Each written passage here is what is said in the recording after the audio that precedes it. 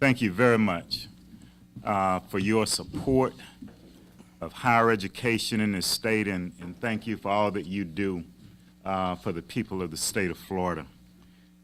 It is indeed an honor and a pleasure for me to be here this morning as president of Florida A&M University, my alma mater, to share with you information on our institution.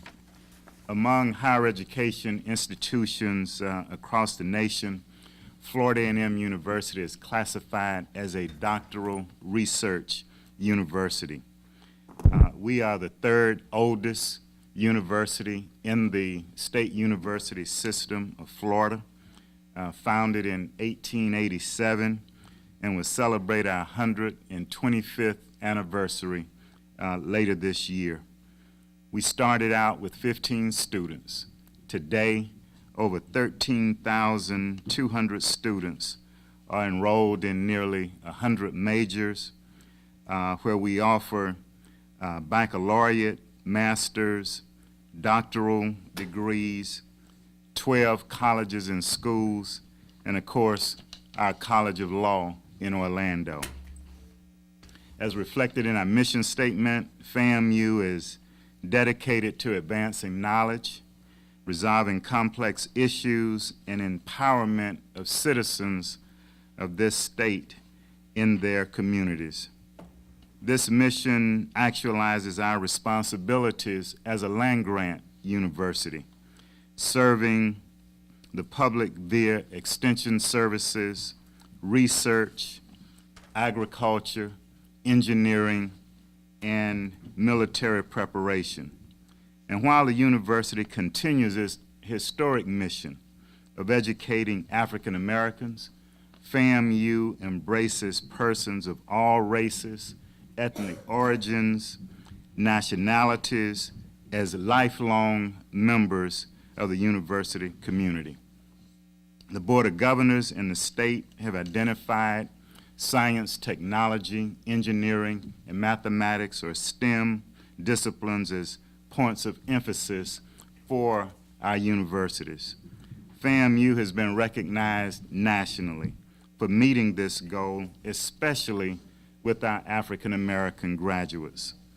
Fully 1/3 of the students enrolled at FAMU are enrolled in STEM and health professions. A little over 4,000 students across different STEM and health professions disciplines. And although this is notable in this knowledge-based economy where knowledge truly is power, FAMU is a major contributor in producing African American doctoral degree graduates. At the national level, FAMU graduates 25% of the African American PharmDs, 25% of the PhDs in pharmaceutical sciences, and nearly 40% of the African American PhDs in environmental sciences. As a matter of fact, we go back just a couple of years ago in 2009, 2010, FAMU graduated its first African American female with a PhD in physics. She was the only African American female to graduate with a PhD in physics in any institution in the state university system of Florida in the past 10 years. Last year, the University of Florida enrolled its first female in its joint PhD MD program. And yes, she was a graduate of Florida A&M University. We not only rank high among institutions producing graduates in the STEM disciplines, but we also are number one in the nation as the institution of origin for African Americans who go on to complete PhDs in science and engineering, ranked by the National Academies of Science and Engineering. Recently, FAMU was selected by Princeton Review as one of the best colleges in the Southeast, ranked among the nation's top 100 national universities by Washington, D.C. Monthly Magazine. We're also a place that grows talent locally. In fact, when you take a look at our student body, nearly 82% of our students are from the state of Florida. We award more bachelor's degrees to African Americans than all institutions in America, with the exception of two. Phoenix is one of them, which is not a traditional university. And while we have many successes, we are not resting on our laurels. We have an updated strategic plan that aligns with the Board of Governors' strategic plan. We have reviewed and restructured our business, operations, our academic units to maximize the resources that you have entrusted to our institution. And we are grateful for those funds, and we only ask that you continue to permit us management flexibility to use those to the best interest of our respective universities. Just to give you an indication of the profile of our student body, the average ACT score of this freshman class is 21.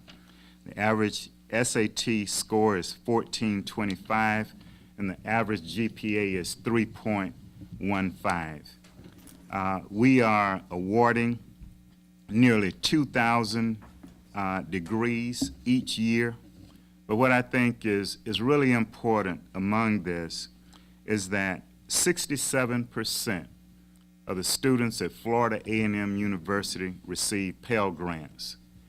And then when we take a look at those who graduate, nearly 70% of those students who receive Pell Grants actually receive their degree.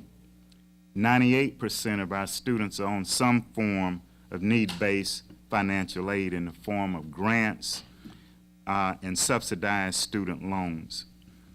49%, nearly half of our students are the first in their family to attend college. And the average family income for a typical FAMU student is just over $33,000 per year. So the success that we're having with underrepresented students and students from low income, I think is admirable. And we will continue that mission of serving underserved, low income students, but we also serve students from other backgrounds as well.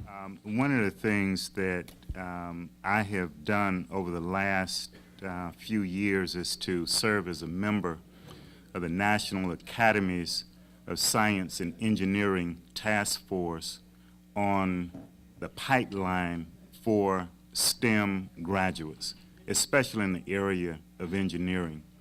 And one of the things that we found is that we think that one of the areas of opportunity for America, if we are going to continue to maintain a leadership role in innovation and innovation that's science-based, we're going to have to create opportunities for all segments of our society for science and STEM education.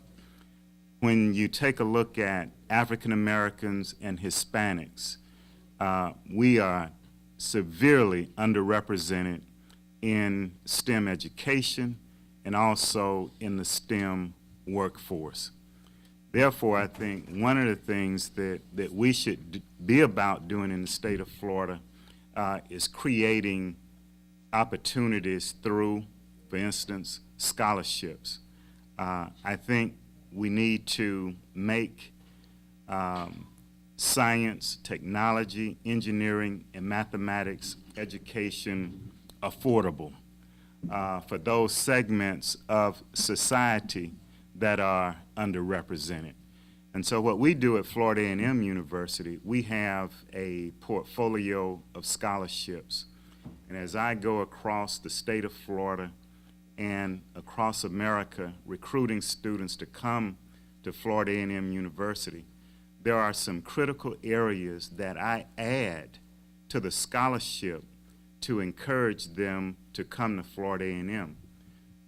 Science, technology, engineering, math, education, the health professions are some of those areas that we focus on by sweetening the pie, if you will.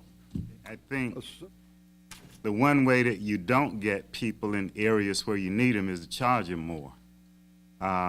Moreover, when you take a look at the student profile of Florida A&M University, with a large percentage of our students on need-based financial aid, I think the wrong thing to do is to continue to charge them more in tuition and add to their cost of attendance. I think what we should be doing, on the other hand, is to find ways to encourage and support students, especially those from underrepresented groups, to go into STEM, because as we look at the pipeline, the areas where we're going to have the greatest opportunity for growth in STEM are in underrepresented populations. And so the scholarships, the financial aid would be the way to go, in my opinion, especially when I take a look at the profile of students at Florida A&M University. What we have done as well is to build on this foundation that we have as a land-grant university. Agriculture, which was the beginning of Florida A&M University, as you know, is science-based. We have been able to develop the sciences, and we now have engineering with Florida State. And what we have been able to do is to build capacity, research capacity in those areas where now we are garnering external support that will supplement the state resources that we get, especially in the STEM areas.